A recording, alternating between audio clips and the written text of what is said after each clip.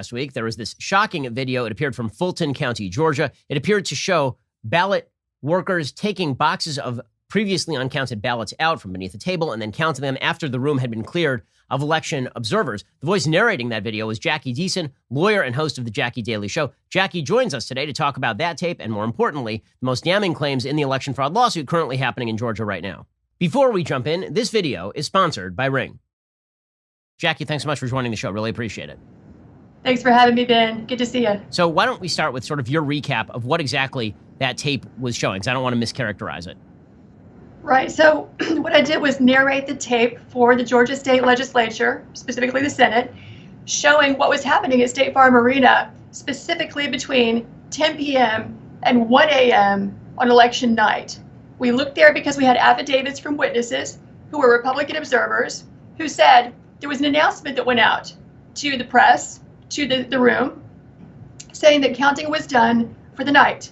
At 10:30, everyone came back at 8:30. So everyone left. Our observers left. Frankly, they have no legal right to be present if there's no counting going on. They can't stand guard over the ballots all night, legally, so they left. But then they received a press tip that, in fact, counting had continued after they left. So they went back to State Farm Arena when they learned this around 1 o'clock in the morning. And sure enough, the security guard, who wouldn't let them in at first, but finally, after some negotiation, took them upstairs, said, yeah, the people just left like 5 minutes ago. So we went to the tape, and sure enough, the tape confirmed exactly what they told us. So we told the legislature. Okay, so the response from the Georgia Secretary of State, Gabriel Sterling, and his office, Sterling, he suggested that, well, it appears that it was true that perhaps people were told to leave. There's controversy over this from state election officials. They originally said, no, nobody was told to leave. Then they said, well, maybe people were told to leave, but then there was a state election monitor who was present the whole time. His statement is that the real question is about the ballots themselves. So in the video, it appears that there are these boxes of ballots that are underneath the table. You had said suitcases in the narration. They said it was cases. Doesn't really matter. There are these boxes of ballots. According to Sterling, there were monitors and observers who were there when these ballots were originally put into the boxes, and everybody knew the ballots were in the boxes, and everything is on tape anyway. So is the allegation that these ballots that were then processed were fraudulent? What's the actual allegation about the processing of the ballots that were under the table in the boxes? The truth is, no one knows what those ballots were, because even when our observers were there and the press were there, they were kept back so far, like 40 to 100 feet away, they could not possibly see what those ballots were. This was a continuing complaint of the Republican Party all the way through early voting, all the way through Election Day, in counties across Georgia. We had the affidavits. Our observers were not permitted to even be where they could see what was going on. Some of the scanners in the room were behind a wall. They didn't even know they were there until the spokesperson told them that evening. So the truth is, they could have all been marked for Biden. Our observers without binoculars and without moving their angle wouldn't know the difference. So it's kind of a worthless, meaningless point, because we've been complaining about this all along. Perhaps, yes, the ballots were there or packed in front of them, but to us that holds no meaning. It doesn't change the fact they broke the law. They cannot count the ballots without the public being permitted to view the proceedings under Georgia law. You may not mislead the observers and the press into leaving. And by the way, CNN, ABC, NBC, and the Atlanta Journal-Constitution reported that the spokesperson for the Elections Department told the press that they were sending everyone home or stopping counting at 10:30 that night. So for the Secretary of State to claim that no one was told they were going to stop counting is just false. And even a simple Google search would rebut that. Also, they said their monitor was there all the time.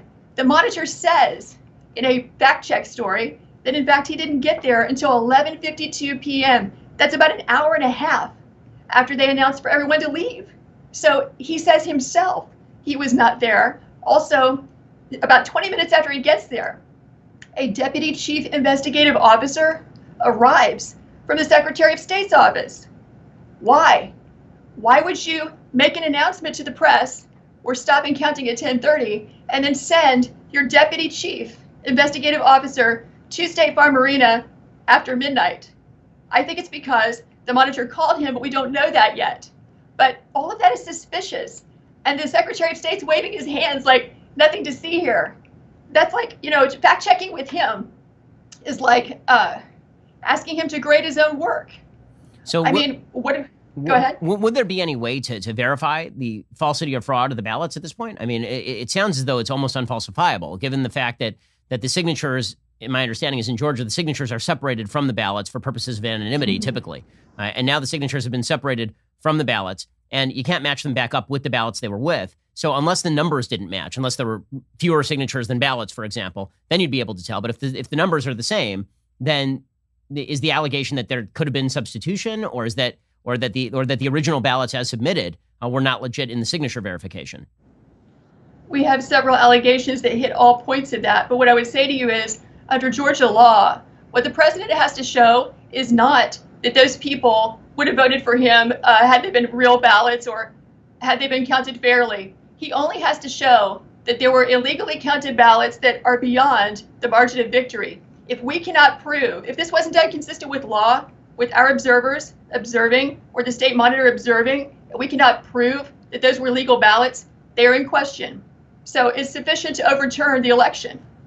We'll jump right back into this with Jacki. First, I got to tell you about Ring. Well, it is doorbell season. It's that busy time of year at your front door. That means there are a lot of packages, a lot of people at that front door. And for me, I've always wanted to keep an eye on what's going on in my home. Plus, I have 3 kids under the age of 7. They outnumber me. I need to keep an eye on them at all times. This is why I need Ring. With Ring, you can keep an eye on all of the hustle and bustle at your house, no matter where you are, directly from your phone. If somebody stops by, if something is going on, Ring will let you know. You can see and speak to whoever is there from anywhere, anytime. This holiday season, it's not just the best time to have Ring, it's a fantastic time to give it to someone as well. Ring makes the perfect holiday gift, so this holiday season, give somebody that gift of peace of mind. Ring has security products for every corner of your home, inside and out. Best of all, you can see it all in the Ring app. When we moved, first thing my wife said is, let's get those Ring devices on the house, and thus we did. Keep track of my kids that way, keep track of my house that way. Ring has everything you need to keep an eye on your home this holiday season and throughout the year. See and speak to whoever is at your door from anywhere with those video doorbells. Keep an eye on every corner of the home with easy-to-install indoor and outdoor cams. Help protect that whole home with Ring Alarm, powerful, affordable, whole home security system you can easily install yourself. So for a limited time, head on over to ring.com/Ben for special holiday offers. Again, that's ring.com/Ben. The allegations that are made about this particular tape, I know that there's one outstanding Georgia lawsuit. It was originally filed last week, late Friday, not the Crack and Sidney Powell lawsuit, which was dismissed, but the one that was filed on Friday by Rudy Giuliani and the actual Trump legal team. They had forgotten to pay some sort of filing fee. They refiled it as of yesterday, and it's now under consideration. Is all of this included in that lawsuit? All of it is included in the suit, and actually the suit was going forward before we had the video. Based on very cut and dried points, such as about 2,500 felons voted, about 66,000 underage people voted, about 5,000 voters voted who had left Georgia and registered in another state. Under Georgia law, that means you're automatically disqualified from voting, and so much more.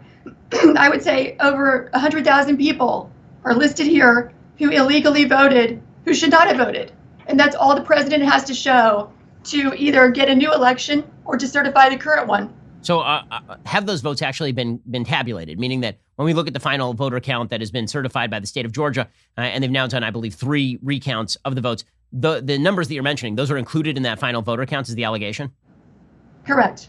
Okay, so yes. What is the state of Georgia's response to all of this? And what's the defense been? Because if you can name the voters who are voting fraudulently, and it should be pretty easy to substantiate people who are registered out of state voting in the election, or people who are underage. I mean, we know when people are born. So what has their response been? So far, they haven't responded because we just filed it Friday night. So let's see what happens. We'll find out soon because we'll have an expedited process because we have to. So given the circumstances. So what is the timeline on this particular lawsuit? Because even folks who have been, fairly staunchly defensive of the Georgia electoral system, folks like Eric Erickson down in Georgia, even he has said this is easily the most well-predicated lawsuit that he has seen filed at this point. And it is worthy of note that the veracity of this lawsuit has nothing to do with whatever is going on in Pennsylvania or Arizona, and it may not even turn the election more broadly, given the fact that Trump would actually have to win Georgia and Arizona and Pennsylvania in order to win the election. So when we're talking about this lawsuit, we're just talking about proper ballots being counted and improper ballots not being counted. So everybody should be on the side of that. What is the path forward for the lawsuit? What's the timeline given the safe harbor provisions in law? Called to say the judge has the discretion to expedite the process, which we think is almost certain. I'm told the Secretary of State has waived, excuse me, his 5 days that he has to respond. Normally he gets 5 days automatically because he's the state. So I'm not sure what's going to happen here and how quickly it can move. It might be advantageous for a judge to sit still until the time is passed, the December 14 deadline. Even then, it's the opinion of our lawyers, it's still alive. We want to litigate to the truth no matter what, because the relief asked for in the petition is not just about the election. It's about forcing the Secretary of State to do his job and get all of these illegal people off the rolls, first of all. And that would be in time for the Senate elections, by the way, getting these people off the rolls. That would be super valuable right away, because you see how close the Senate was in the first go-round. And so, again, I think that it's important to recognize that a well-predicated lawsuit is worthwhile here, regardless of your political opinions about the outcome of the election. I mean, everybody should be on board with, if voter fraud and voter irregularity are shown, the state doing its job. Why do you think it is? Obviously, there have been a lot of conspiracy theories that have been put out there. I'm not a conspiracy theorist and don't tend to believe in them, about Brian Kemp and Raffensperger, the Georgia Secretary of State, being somehow bought and paid for. I don't tend to believe that stuff. What do you think is the motivation here? Is it just that they're defensive of the Georgia legal system? Have they not been shown the evidence? What do you think is the holdup here? You don't need to go as far as to say there's a conspiracy or something, an international payoff or something like that. Really, it might be as simple as they are politicians just like the people in D.C.